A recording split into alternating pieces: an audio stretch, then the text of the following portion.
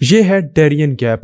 South America और north America के दरमियान एक 100 मील का रास्ता जो कि पूरी दुनिया का सबसे ज़्यादा डेंजरस एरिया भी माना जाता है। और ये एरिया इतना ज़्यादा डेंजरस है कि अगर भी इंसान ये कहे कि मैं इस एरिया के थ्रू गुजरने की कोशिश करूँगा तो ये तकरीबन ऐसे ही है कि वो बंदा अब सुसाइड करने जा रहा है। ये एरिया इतना ज़्यादा डेंजरस है। और सबसे जो इंटरेस्टिंग बात है वो ये है कि हर साल साउथ अमेरिका से लाखों लोग इस एरिया को पार करने की कोशिश करते हैं नॉर्थ अमेरिका यानी कि यूएसए जाने के लिए। और जिनमें से जो हज़ारों लोग हैं या तक कि लाखों भी वो हर साल मौत के घाट उतर रहे हैं। लेकिन फिर भी हर साल यहाँ से जो गुजरने वाले जो लोग हैं उनका जो नंबर है वो दिन ब दिन इंक्रीज ही हो रहा है। तो आखिर इतना डेंजरस एरिया और यहाँ से लोग गुजर के मौत के घाट उतर रहे हैं तो तब भी यहाँ पे जाने वाले जो लोग हैं उनकी जो संख्या है वो इंक्रीज क्यों हो रही है। और ये जितने भी जो लोग हैं ये सारे के सारे साउथ अमेरिका से हैं जो कि नॉर्थ अमेरिका जाने की कोशिश करते हैं।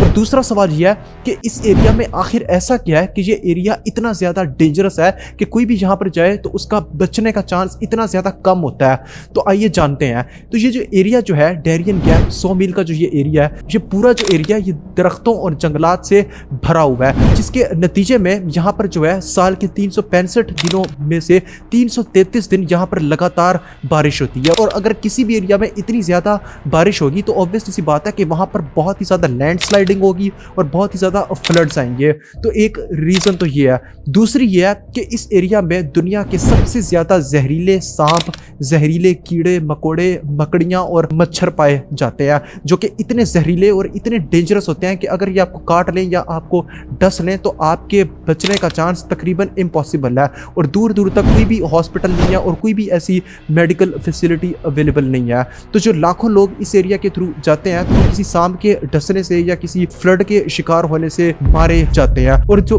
अगली रीज़न है वो ये है कि इस पूरे एरिया में इंतहाई ज़्यादा खतरनाक डाकू भी घूम रहे होते हैं जो कि इस ताड़ में होते हैं कि इनको कोई ना कोई इमिग्रेंट्स दिख जाए और ये उन पर हमला करके उनको लूट ले। और ये डाकू इतने ज़्यादा डेंजरस होते हैं कि अगर कोई भी इनके आगे रेजिस्ट करे तो ये उसको फ़ौरन गोली मार के चले जाते हैं। और इनको भी मालूम है कि ये एरिया ऐसा है कि यहाँ पे कोई भी किसी भी कंट्री की कोई गवर्नमेंट नहीं है और अगर ये किसी को मार भी देंगे तो ये कभी भी पकड़े नहीं जाएंगे। और जो लोग भी यहाँ पर मारे जाते हैं उनकी डेड बॉडीज भी नहीं किसी को मिलती, यहाँ तक कि उनकी फैमिलीज को भी नहीं मिलती। तो ये एरिया इतना ज़्यादा डेंजरस है। लेकिन ये सवाल यह है कि ये जो 100 मील का जो डेरियन गैप का जो एरिया है, कभी भी इस एरिया को किसी भी कंट्री की गवर्नमेंट के द्वारा कभी भी डेवलप क्यों नहीं किया गया। तो देखिए बात यह है कि काफ़ी सारे जो कंट्रीज हैं वो इस एरिया को डेवलप करवा सकते हैं कोई भी रेलवे सिस्टम बना के या कोई भी रोड नेटवर्क बनाकर। लेकिन असल बात यह है कि कुछ कंट्रीज चाहते ही नहीं है कि ये डेरियन गैप का जो एरिया है ये कभी डेवलप हो। और इन कंट्रीज में जो सबसे आगे जो कंट्री है वो यूएसए है।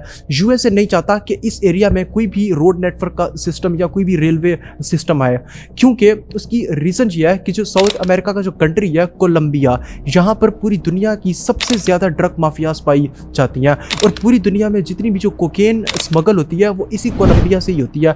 और ये जो कोलंबिया के अंदर जो ड्रग माफियाज हैं इनकी कोकेन की जो सबसे बड़ी जो मार्केट प्लेस है वो यूएसए है। ये यूएसए में सबसे ज़्यादा इनकी कोकेन सेल होती है और वहीं पर सबसे ज़्यादा डिमांड है।